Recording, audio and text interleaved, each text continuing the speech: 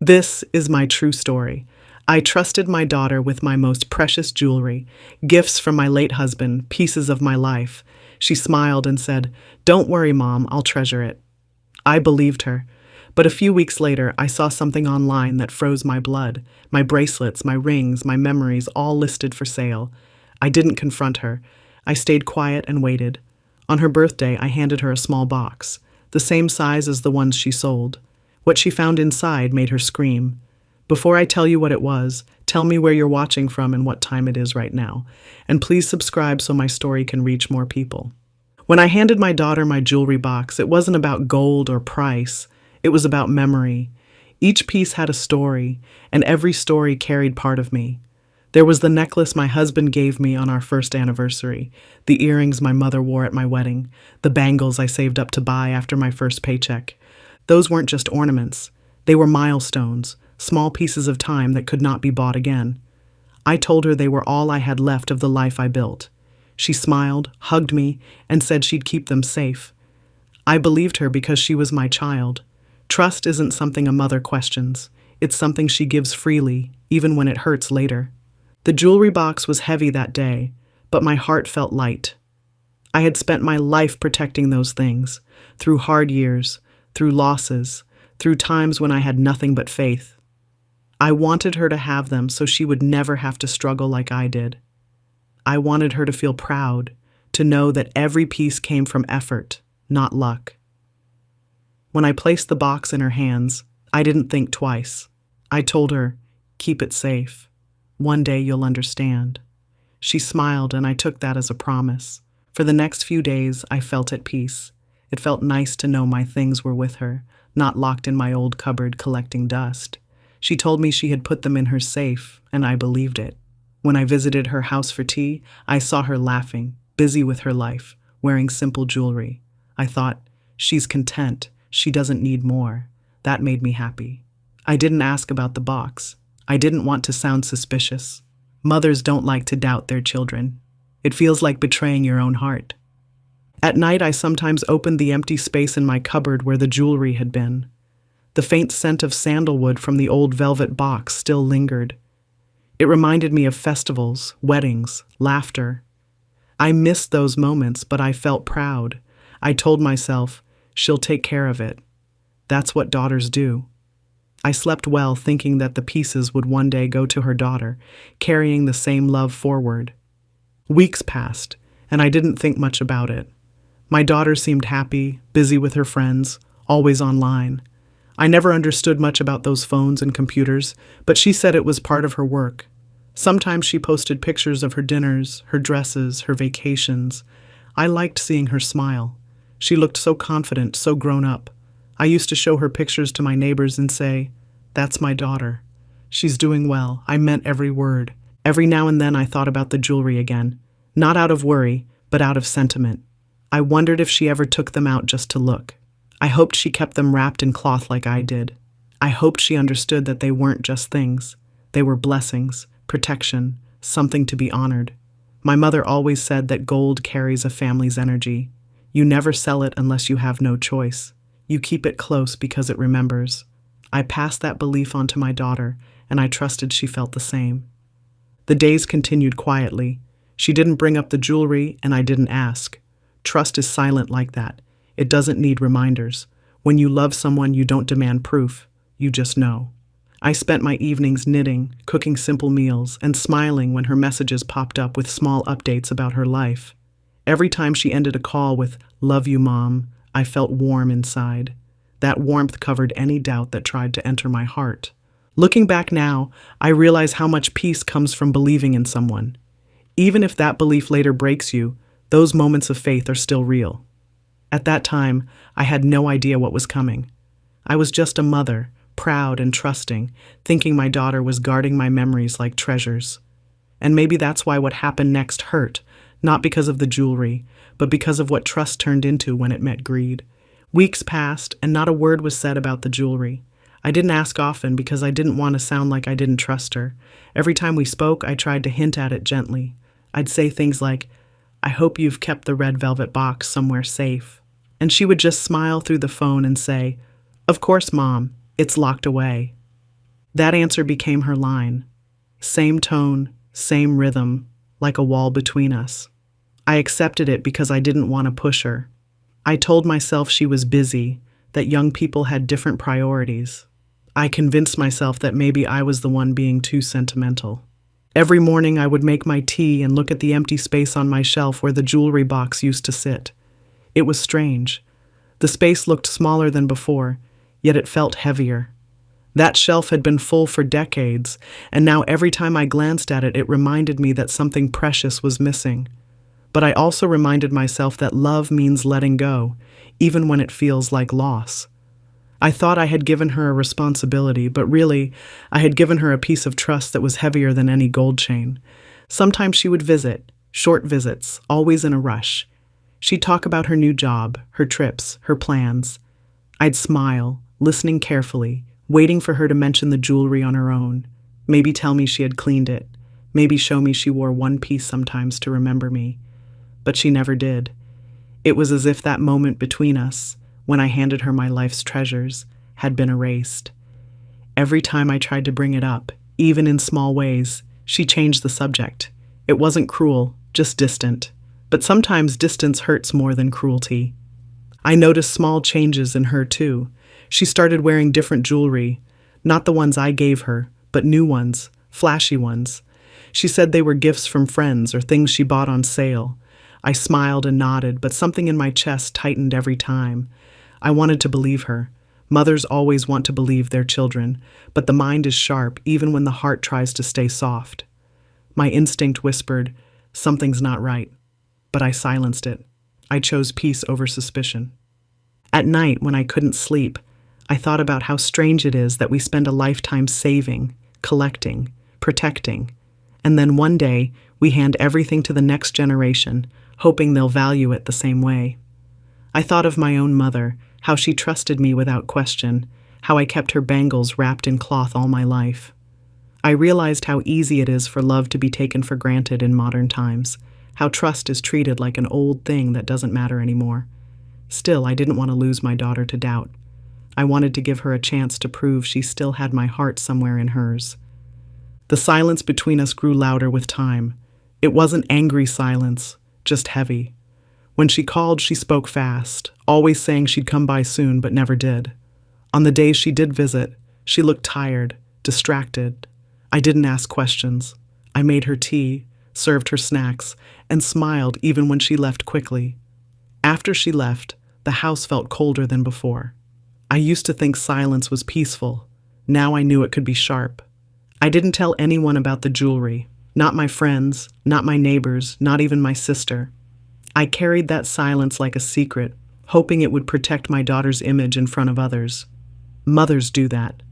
They protect their children even when they're the ones who need protecting.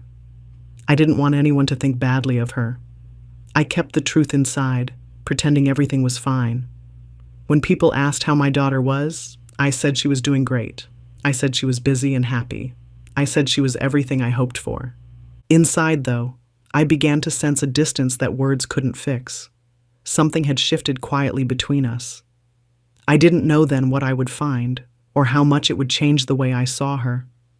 I just knew that sometimes silence hides things, not peace, but secrets. And one day soon, that silence would finally speak. One afternoon, I was sitting in my room, passing time on my phone.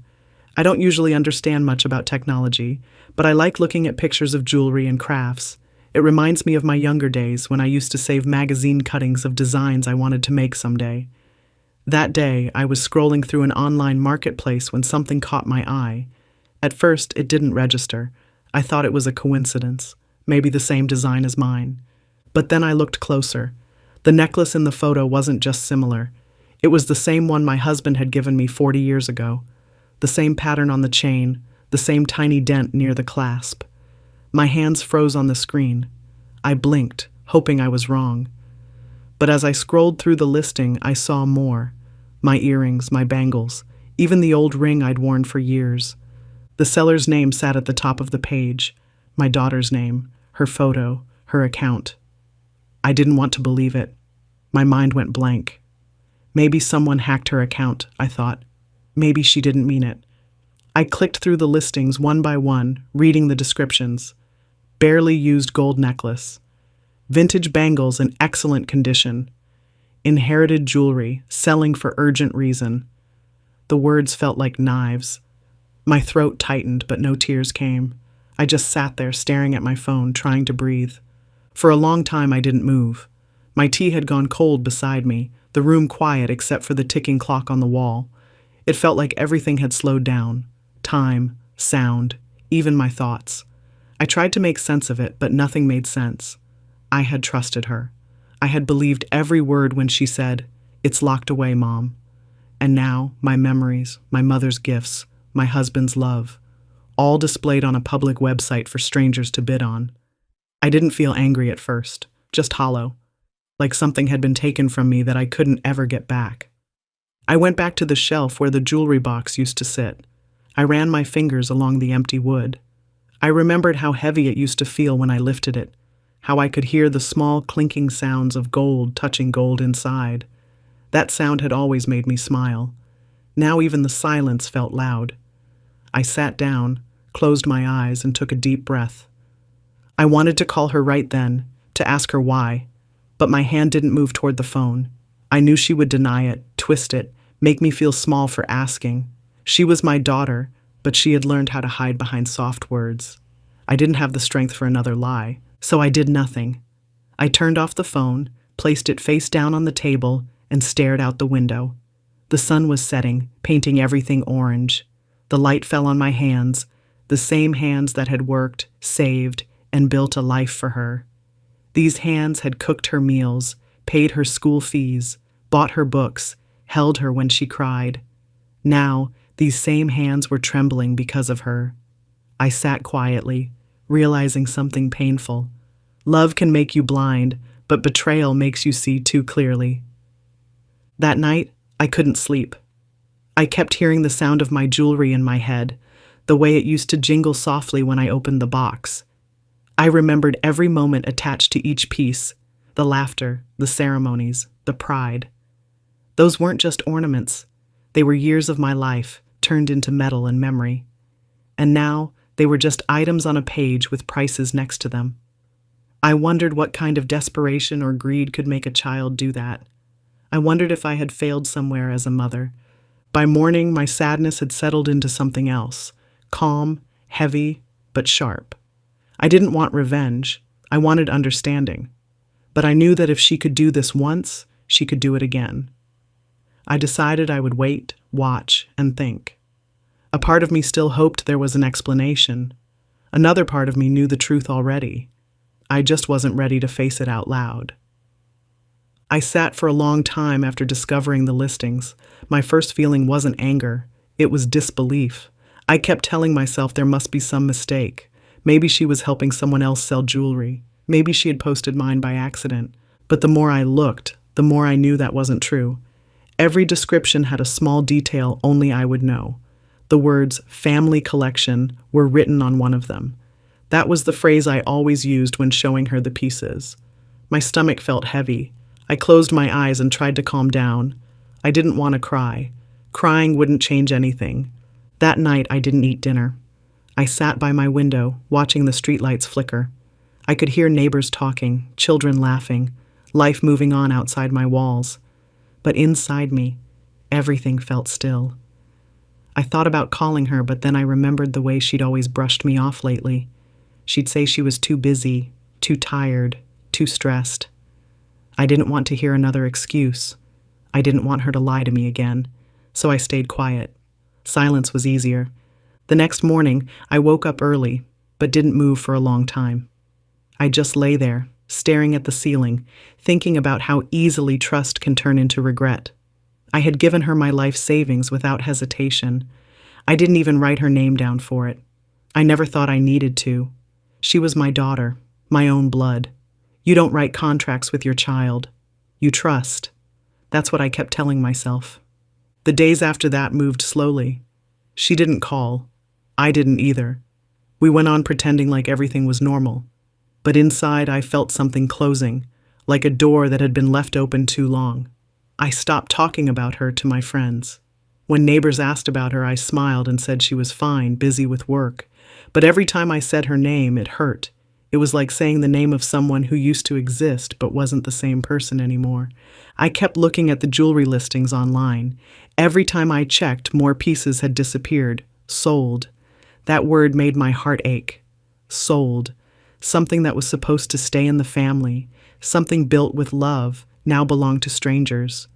I imagined people wearing my mother's necklace, not knowing the story behind it, not knowing how many sacrifices it represented.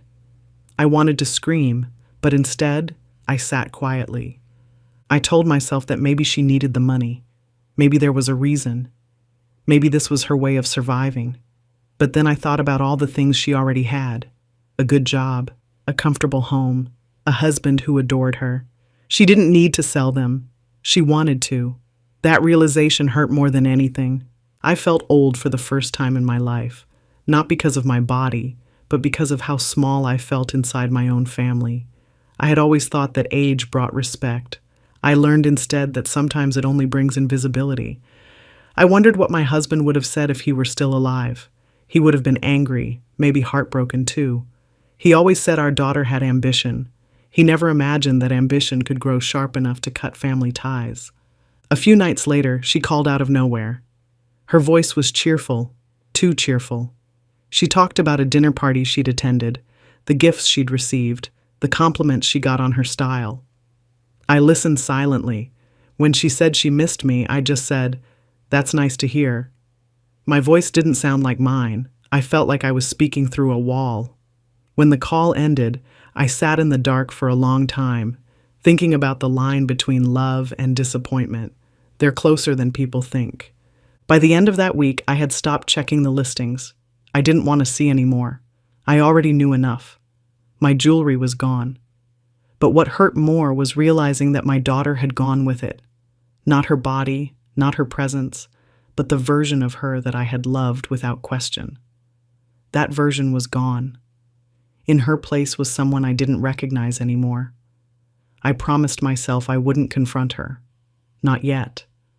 I would wait. Because sometimes truth reveals itself in its own time, and when it did, I wanted her to see it with her own eyes. That night, I didn't sleep. I sat near the lamp with an old notebook open in front of me.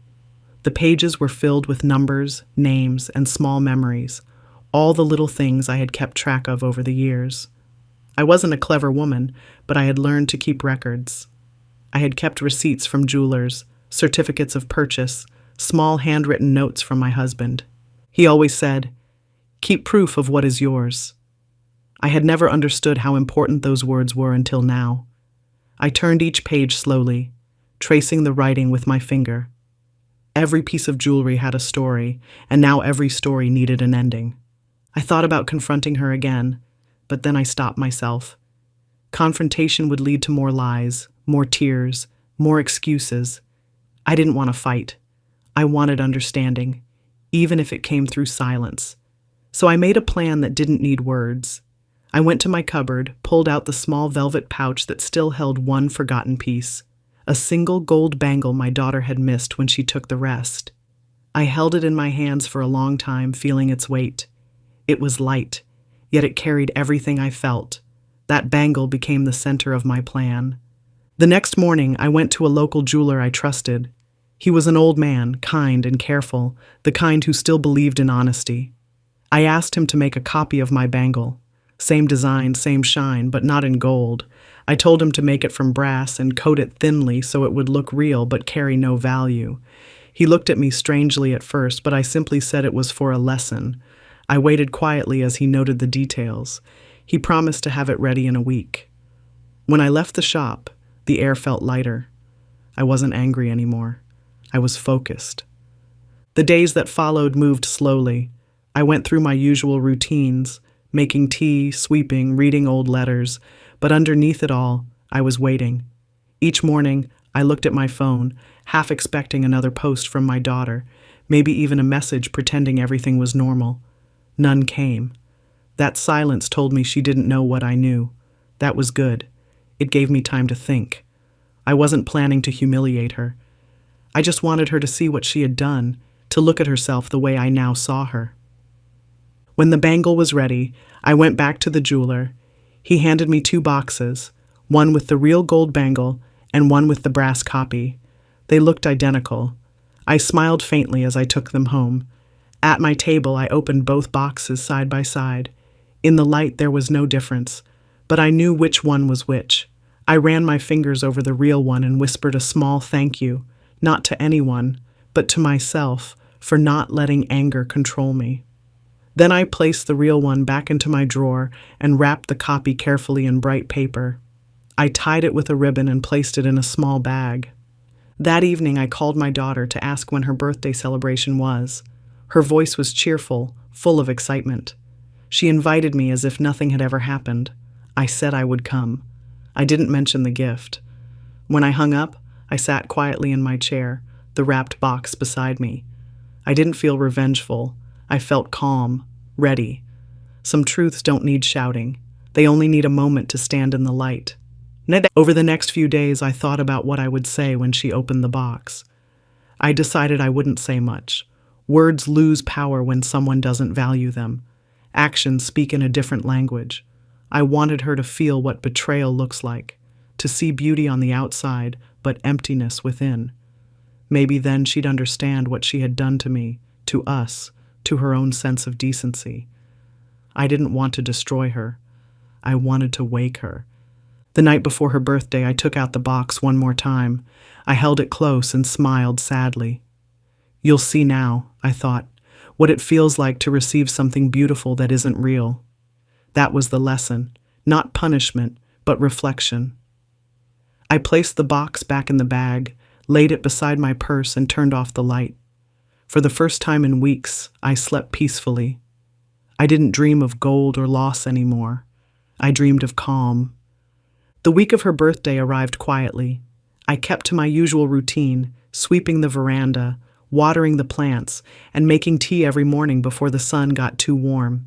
But under that calm surface, I was counting the days. I didn't tell anyone what I had planned. I didn't even tell the neighbor who always asked where I was going. Some things are better done alone. I had already checked the gift box twice, making sure the ribbon was straight and the paper smooth. It looked beautiful, neat and perfect, the kind of gift a proud mother would give to her daughter. No one would suspect anything unusual. Every time I looked at it, I felt a mix of sadness and strength. This was the same hand that had once packed school lunches, now tying a ribbon that carried a lesson. I didn't feel revengeful. I felt ready. A few days before the party, she called again. Her voice was cheerful, full of energy. She talked about how many guests were coming, how excited she was, how she had bought a new sari for the occasion. I listened, smiling softly at the irony. She didn't mention the jewelry, not even once. I could hear laughter in the background, her husband, her friends, maybe someone praising her. I realized she had moved on without a second thought. The jewelry meant nothing to her, but that day I also realized something more important. I had already stopped expecting anything from her. Expectations cause pain. Once you let them go, pain loses its hold. On the morning of the celebration, I polished my shoes and pressed my sari. I picked a simple one, light blue with small golden borders, one my husband had liked years ago. I pinned it neatly, looking in the mirror not to admire myself but to make sure I looked steady. I wanted to walk in there not as a broken mother, but as someone who had found peace through truth. I placed the small gift box carefully into my purse. Before leaving the house, I touched the photo of my late husband on the wall. "It's time," I whispered quietly in my heart. The ride to her house felt longer than usual. Every turn of the road brought back memories of taking her to school, of buying her favorite sweets, of saving money for her education. My heart felt heavy, but there was no anger left, just a strange calmness. When I reached, her house looked bright with decorations, balloons, and lights. Music played inside. People laughed. I stood at the gate for a moment before walking in. She saw me and rushed over, smiling wide. For a second, I saw the little girl she once was, running toward me with open arms. Then she hugged me quickly and turned to greet another guest. That moment passed like a shadow. Inside, I sat quietly in a corner, watching her. She looked beautiful, glowing with attention. Everyone praised her. I smiled when people noticed me and said polite words.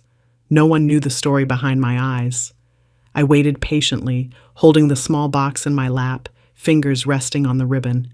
Every sound, laughter, music, plates clinking, faded into the background. I was only listening to my own heartbeat, steady and calm. I knew my time would come.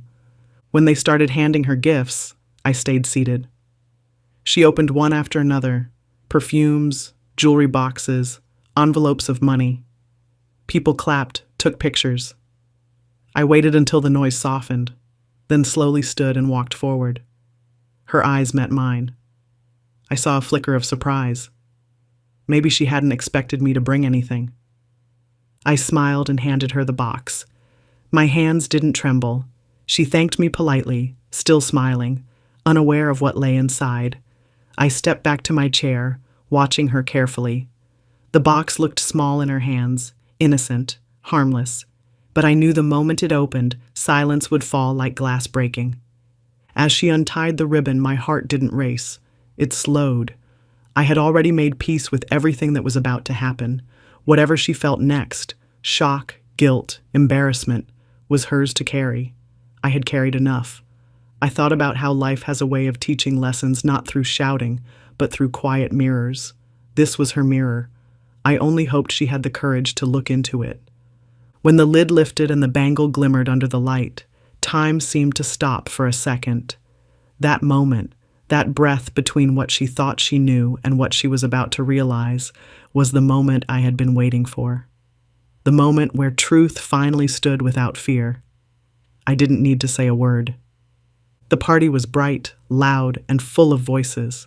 People laughed, music played from a speaker, and the smell of food filled every corner of the room. I sat in my chair near the corner, holding my cup of tea, my eyes following my daughter as she moved around greeting guests. She looked happy, confident, shining under the lights. I watched her and thought about how far she had come. She had everything I once prayed she would have: success, friends, comfort. I should have been proud. I was, in a way. But deep inside, I couldn't ignore the hollow space her choices had left in me. Still, I had made peace with what was to come. The table in front of her was full of wrapped boxes. Guests handed her gifts, each one met with laughter and clapping. She opened them one by one, her face glowing for the camera flashes. I waited quietly, my small box resting on her lap now, unnoticed among the larger packages. When someone pointed it out, she smiled politely and lifted it up. I could feel my heartbeat slow as the room turned its attention to her. The music lowered, voices softened. She untied the ribbon carefully, the same way I had tied it. She peeled away the wrapping paper, layer by layer, her smile steady, until the lid opened.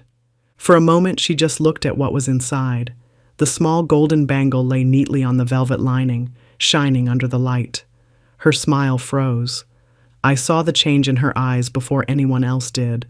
The flicker of confusion, the sharp blink of recognition. She knew that design. She had sold the original. That small realization passed over her face like a shadow. Then came panic. Her hands trembled slightly as she lifted the bangle. I could see her eyes darting between me and the bracelet, trying to make sense of it. Around her, people began to murmur. Someone said it was beautiful. Another asked if it was antique. I stayed silent, watching the moment unfold. She tried to act calm, to laugh, to thank me, but her voice cracked midway. Her husband leaned closer, asking if she was all right. She nodded too quickly. That nervous motion told me everything.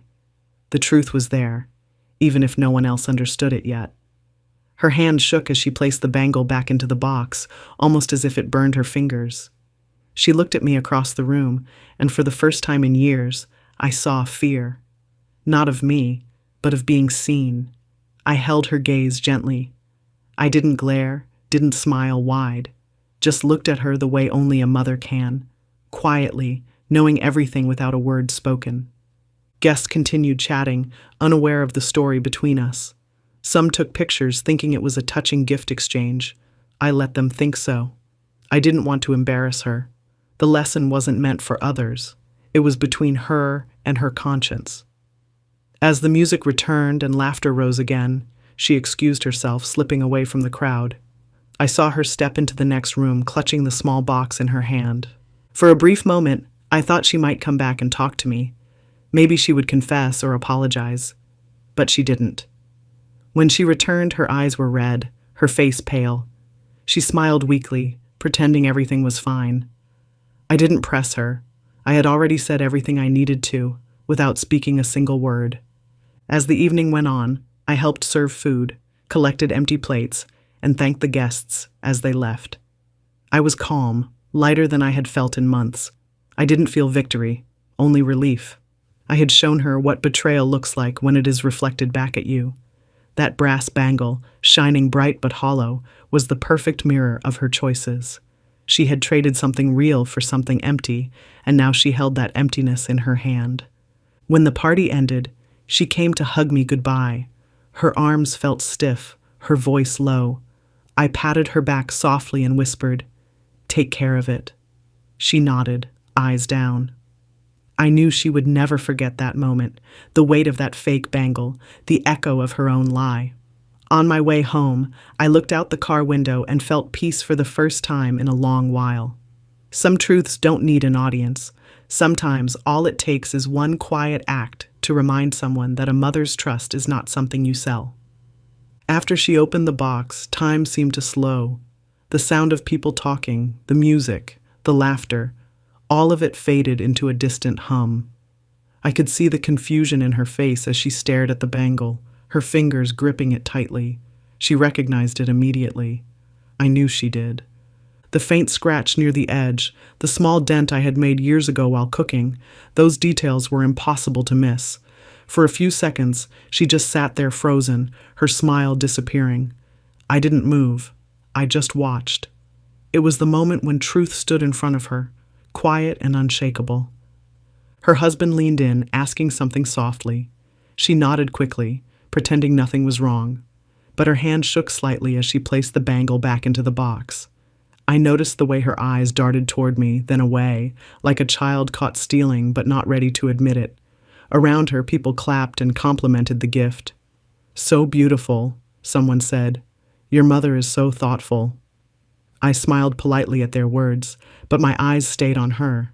She couldn't look back for long. That was how guilt worked. It never held eye contact. She excused herself soon after, saying she needed to get some water. I watched her walk into the kitchen, her shoulders stiff, her pace fast.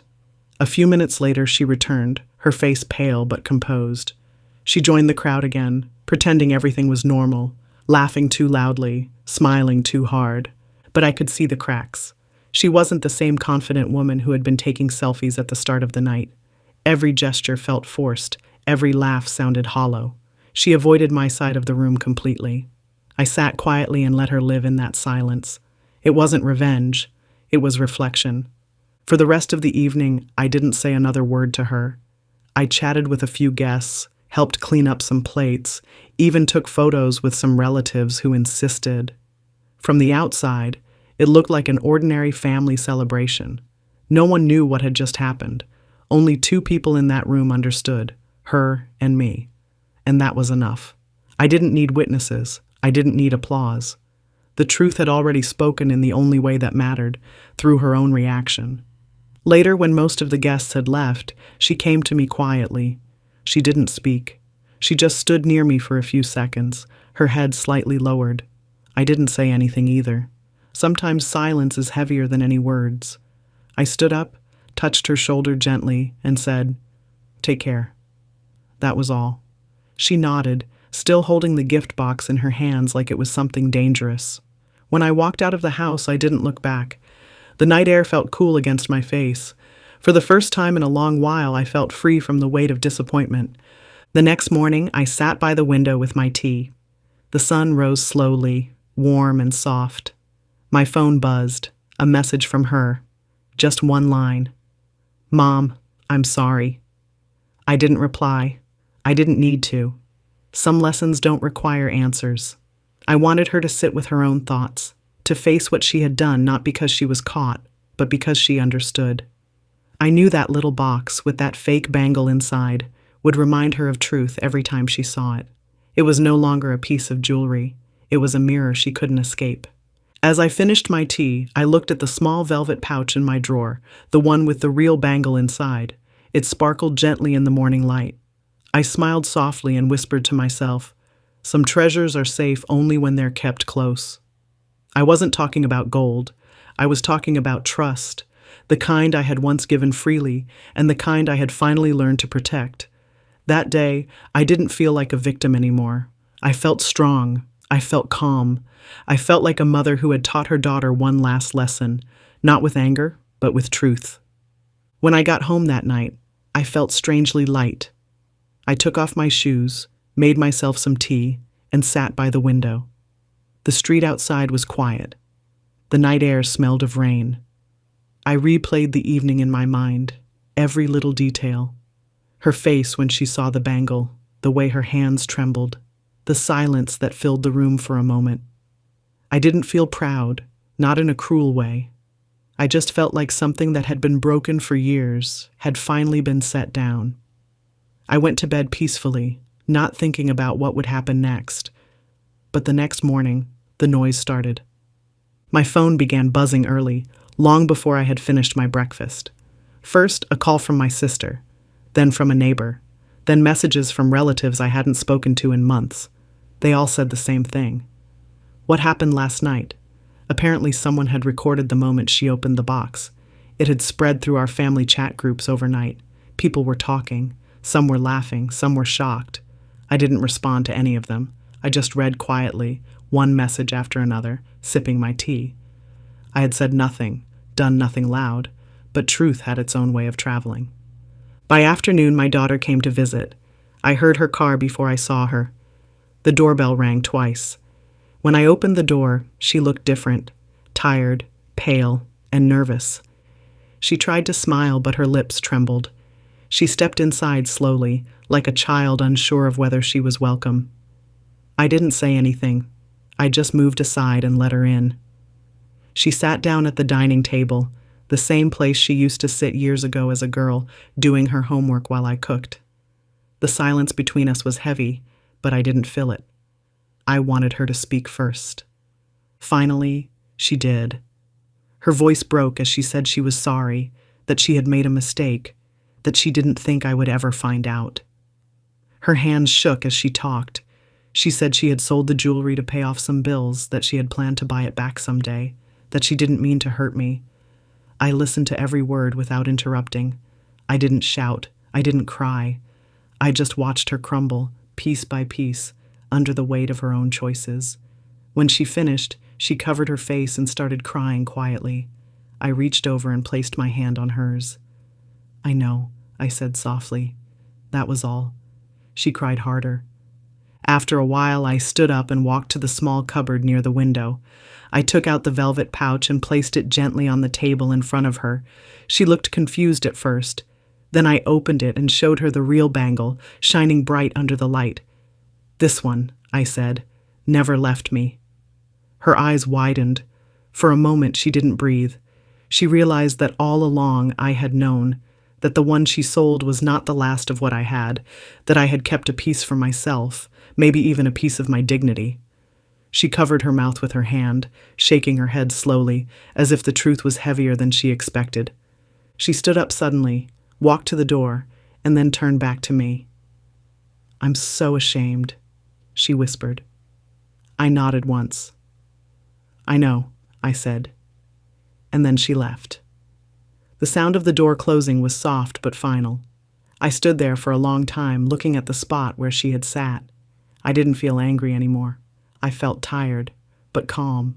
Sometimes love is not about forgiving everything. Sometimes it's about letting someone face what they've done and still choosing not to destroy them. I went to my room, folded the velvet pouch, and put it back in the drawer. That evening, I got a message from her again. "Mom, I'm sorry. I'll make it right." I didn't answer.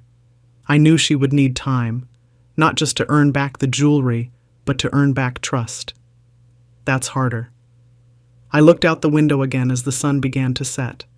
The sky was orange, soft, forgiving. I whispered quietly. She's learning. I knew she would. But for now, silence was enough. Silence and peace.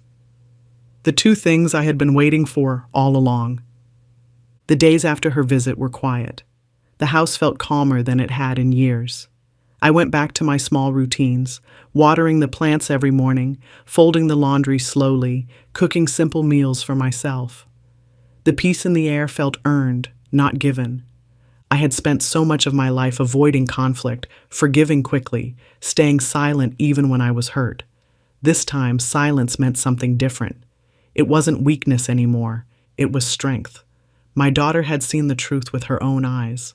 I didn't need to keep reminding her. The lesson was already living inside her. A week later, she came again, this time with her husband. She carried a small bag, and her eyes were swollen from crying. She said she wanted to return what she could, that she had managed to buy back one of the sold pieces. I took the box, opened it, and saw one of my old necklaces inside. It looked worn, the shine gone, but it was still mine. I smiled gently and placed it on the table. "Keep it," I said. "It will remind you of how easily we lose what matters when we stop respecting it." She nodded, tears falling silently. Her husband thanked me quietly. I could see in his face that he understood, maybe even respected me more now. They left soon after, walking slowly down the path, hand in hand. After they left, I sat for a long time at the table, looking at the small box she had brought. I thought about what justice really meant. It wasn't revenge or punishment. It was truth finally coming to the surface. It was a balance restored without anger. My daughter had learned what greed costs, and I had learned what letting go feels like. Neither lesson came easy, but both were necessary. I realized then that age doesn't make you powerless. Sometimes it gives you the patience to let life do the talking for you. News traveled quickly in our family. Relatives who once ignored me started calling again, some curious, some pretending to check on me. I didn't say much. When they asked if I had forgiven her, I said, "A mother always forgives, but she doesn't forget." It wasn't bitterness, it was truth. Love doesn't mean allowing someone to hurt you again. It means hoping they never have to learn the same lesson twice. In the evenings, when I sat by the window, I felt a quiet pride in my heart. I had raised her, taught her to be strong. She just needed to learn where that strength truly came from. On her next birthday, she came again with a bouquet of flowers. She hugged me tightly and whispered, "Thank you for not giving up on me." I hugged her back. We stood there for a while, no words needed. When she left, I noticed she had placed the fake bangle on the shelf near the door, the same one I had given her. It was polished and framed in glass, a reminder maybe, a sign that she understood. Now, when I think about everything that happened, I don't feel anger anymore. I feel peace. People say justice means seeing someone punished, but for me, justice is seeing someone change. My daughter had faced her mistake, carried her shame, and walked back toward honesty. That was enough for me. I didn't need her to suffer.